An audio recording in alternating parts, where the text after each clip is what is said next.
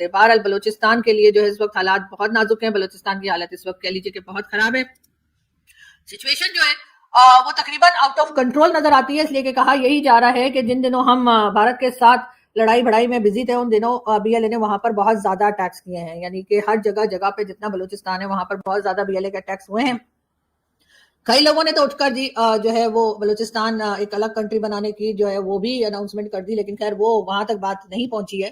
اور اگر حالات یہی رہے, اگر اسی طریقے سے بلوچستان کے لوگوں کو رائٹس نہ دیے گئے اور ان کی بات نہ سنی گئی تو حالات یہی ہوں گے. دوسرے کو الزام دینے سے کچھ نہیں ہوگا. بنگلہ دیش کے ٹائم پر بھی آپ نے یہی کہا کہ جی بنگلہ دیش جو ہے وہ بھارت کی وجہ سے بن گیا کیونکہ بھارت نے ساتھ دیا, بھارت نے اٹیک کیا, بھارت نے یہ کیا.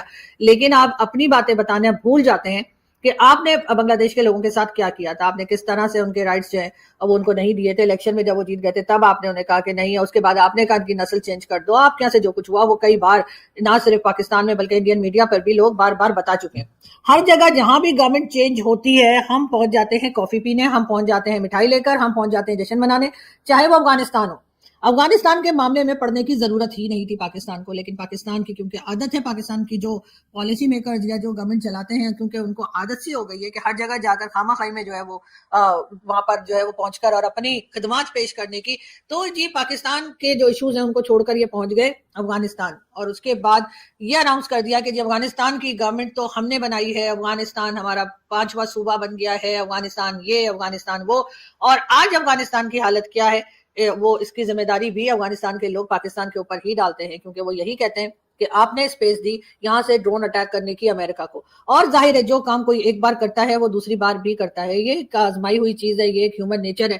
اگر کوئی آپ کے ساتھ ایک بار دھوکا کرتا ہے تو وہ دوسری بار بھی آپ کے ساتھ دھوکا ہی کرے گا. اسی طریقے سے آپ نے جب ایک بار اسپیس دے دی تو افغانستان کے لوگوں کو پتا ہے کہ اگر دوبارہ آپ کو پیسہ ویسا ملنے کی امید ہو گئی تو آپ دوسری بار بھی جو ہے وہ بالکل اسپیس دیں گے اور ہر طرح کی مدد بھی کریں گے. لیکن ظاہر ہے ان چیزوں کو ماننا, ان چیزوں کو ایکسیپٹ کرنا ہمارے لیے کوئی آسان کام نہیں ہے. ہم جو ہے وہ بول تو دیتے ہیں لیکن یہ ہے کہ ہم یعنی کہ یوٹیوب کے اوپر بول دیتے ہیں, کہیں اور آپس میں بات کر لیتے ہیں, لیکن جن لوگوں کو یہ بات سمجھنی چاہیے وہ سمجھ نہیں رہے. اسی وجہ سے آج افغانستان کے لوگ جو ہیں وہ ہمارے ساتھ خوش نہیں ہیں, ہماری شکل دیکھنے کو تیار نہیں ہے. اب جی گورنمنٹ چینج ہو گئی وہاں بنگلہ دیش کی, ایک بار پھر پاکستان میں جشن منایا گیا, ایک بار پھر واہ واہ واہ کر کے, اور جی بڑا اچھا ہوا اس لیے کہ شیخ حسینہ تو جی بھارت کے ساتھ تھی. اور کیوں بھارت کے ساتھ تھی, ہونا نہیں چاہیے تھا, یعنی کسی کی اپنی چوائس نہیں ہو سکتی, تو بھائی اس کے اوپر ہمارے یہاں ایک بار پھر جشن منایا گیا, ایک بار پھر وہی کچھ ہوا.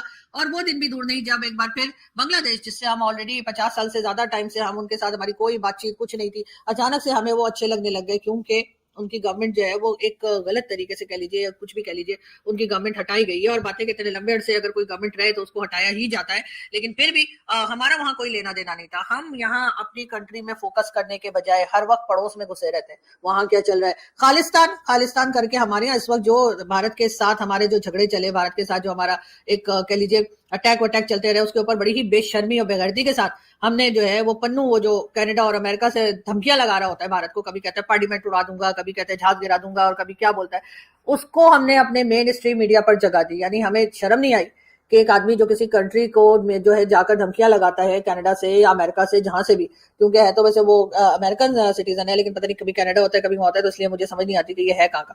تو وہ اپنے آپ کو نہ صرف یہ کہ اس کو لا کر مین اسٹریم میڈیا پر بٹھایا گیا, اس کے انٹرویو لیا گیا, اسے پوچھا گیا, اس نے کہا ہاں جی اگر ہندوستان پاکستان کی وار ہوئی تو جی جو سکھ کمیونٹی ہے وہ جی پاکستان کا ساتھ دے گی. مطلب اس قسم کے بے وقوفی کے اور جاہلوں والے انٹرویو جو ہیں وہ ہمارے ٹی وی پر ہمیں دیکھنے کو ملے.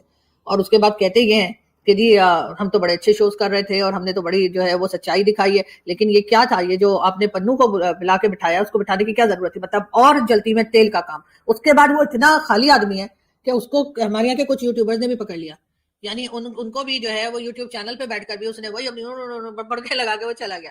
جو کہ میں کہتی ہوں کہ خالستان خالستان کرتے ہیں, لیکن وہی ہمارے ایک دوست جو ہیں بھارت کے جو آج کل اپنی کہہ لیجیے کہ یوٹیوب چینل وغیرہ بھی کرتے ہیں, انہوں نے کہا بھی تھا ایک بار کہ خالستان خالستان کر کے پاکستان سپورٹ کرتا ہے, یہ تو بتاؤ خالستان ہے کہاں.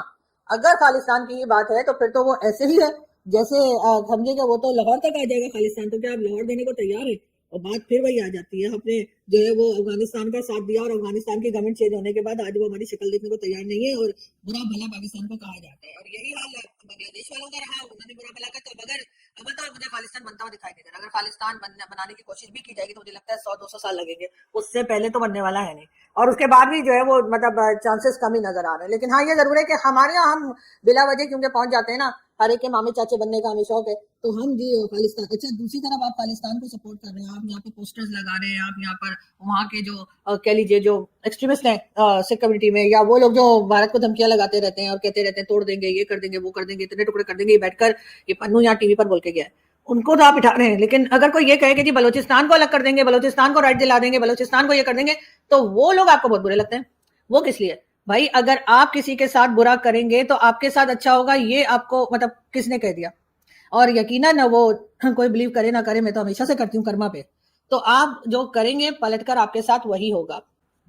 آپ کسی کے ساتھ اچھا کریں گے, آپ کے ساتھ اچھا ہوگا. آپ کسی کے لیے گھٹا کھودیں گے, آپ اس میں خود بھی گریں گے. چلے ہو سکتا ہے آپ جس کے لیے کر رہے ہیں اس کو بھی نقصان پہنچا دے, لیکن بعد میں پلٹ کر وہ چیز آپ کے اوپر بھی آئے گی. لیکن ہمارے یہاں لوگ اس چیز کے اوپر بلیو ہی نہیں رکھتے, کہتے ہیں جی یہ تو اسلامک ہے ہی نہیں, یہ تو پتہ نہیں کیا بول رہی ہے, یہ تو پتہ نہیں کیا کہہ رہی ہے, ایسا کچھ نہیں ہوتا. لیکن جیسی کرنی ویسی بھرنی, یہ بھی تو کہا جاتا ہے نا ہمارے یہاں. چلے جو لوگ کرما پہ بلیو نہیں کرتے وہ نہ کرے, لیکن ہمارے یہاں مسلمس میں جیسی کرنی ویسی بھرنی کا بھی تو ایک کانسیپٹ ہے.